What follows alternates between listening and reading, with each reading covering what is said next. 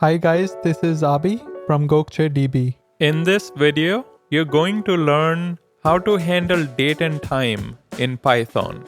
Number 1. To print the current date and time, use the datetime.now method. Number 2. To display the individual components of date and time, you can tack on .year, .month, .day, and so on. Number 3. Use the strftime method to convert datetime objects to string. Here I'm using the %a formatter to print the name of the weekday and %b formatter to print the name of the month. Number 4. Use the strptime method to convert a string to a datetime object. In this example, I'm using the YYY-MM-DD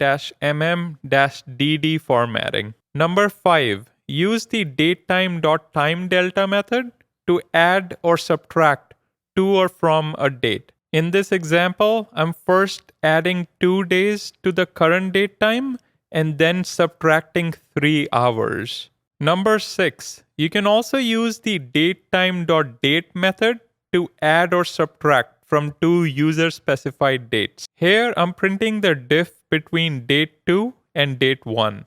Number 7. To print the epoch time, which is the number of seconds that have elapsed since Jan 1st, 1970 midnight, use the time.time method. Number 8. Use the time.ascTime method to format epoch time. Last but not the least, number 9. If you wanted to print the calendar of a given month, leverage the calendar.month method.